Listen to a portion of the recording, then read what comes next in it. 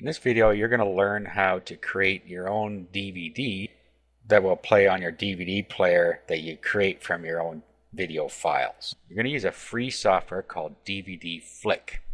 You can find it at dvdflick.net. Now what we do is we just go ahead and download it. So let's go to download and download DVD Flick. Little box will come up here. Just save the file to your disk and then install the program.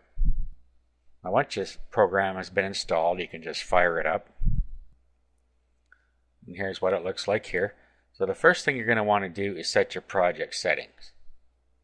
Click on project settings. Here you can name the project. You can name it whatever you want. Target size.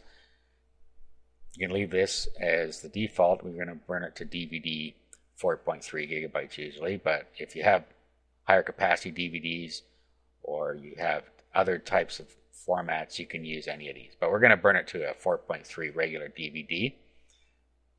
The encoder, this is the processor priority to the encoder. Set that at normal. And the thread count is what determines how fast the encoding goes as well. Next, we'll go to video. You need to be in the format that your DVD is. North America, that'll be NTSC, and in Europe and so on, it may be PAL. Target bit rate, you can leave as the default, auto fit. Audio, this is all auto. Playback, after title is finished playing, you can play the next title, play it again, stop playing, or return to menu. So we'll say play the next title. Loop to the first title when done playing. You can turn that on and off. And always enable first subtitle if there's subtitles in there. Burning, this is where you got to tell it how you're going to burn it. You can either create an ISO image and then use a burner, or you can have it burn directly to your disk. So we're going to burn it directly to our DVD. It detects our DVD for us right here and automatically erase disk if it is rewritable. You can turn that on or off. So we're already here. So we'll just click accept. Now we'll go to menu settings. This allows you just to pick a menu, and there's 4 of them available here. So you can just pick what your DVD menu is going to look like. And you can either enable or autoplay.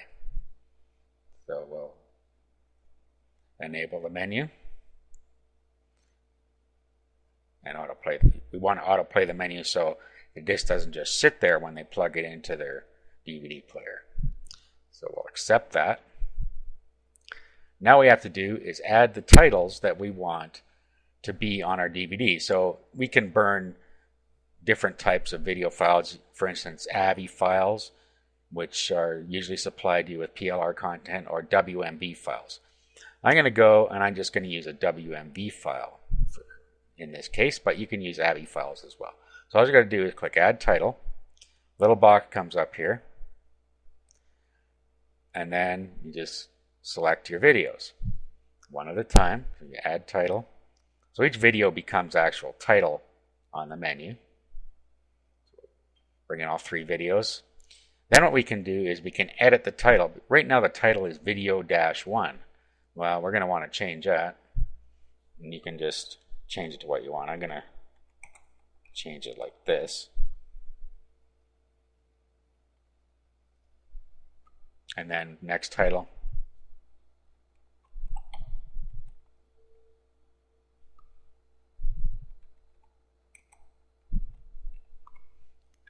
And then next title.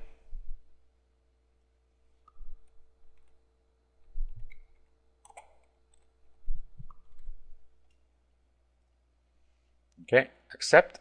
Okay, now you'll see we have video 1, video 2, video 3. Those are our titles. Now all we have to do is do create DVD. It tells you that it's going to be burnt to disk after it's finished encoding. So you need to make sure there's a blank disk in the recorder drive. So make sure that you have a blank disk in your DVD write drive before you continue. Click OK. and then ask if you're sure you want to proceed. And you can, if you don't want to see this anymore, you can click this and say yes. Okay, it's saying the destination folder already exists. That's because I've done this before, so we'll just say yes.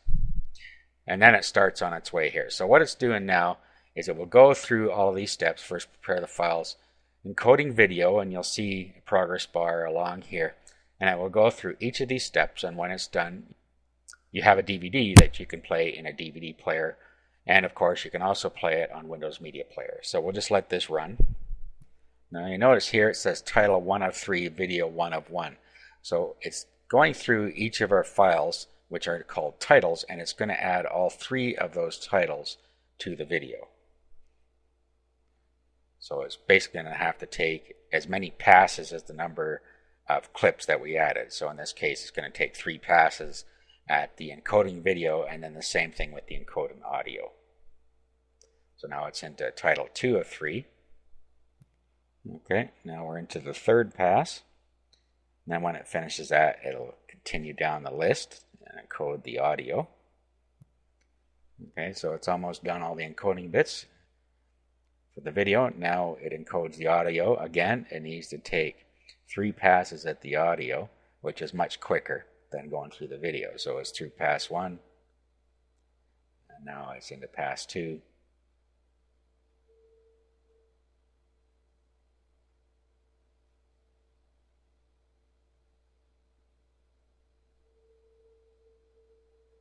Now pass 3, and now it will combine the audio and the video together. So this takes a little while for it to do that. After that, it adds any subtitles that were in the video in. After that, it renders it, and then finally it writes it to the disk.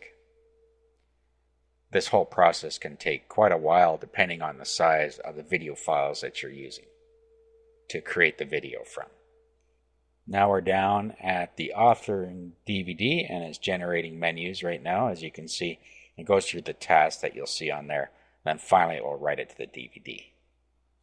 Okay, so at this point it's starting to write. Now it opens up 2 more windows. It opens up an informational window like this, and then it also opens up a burning window like this that tells you the progress of what's going on. So right here it says reserving track, and then it goes through, does everything it needs to do, and starts burning.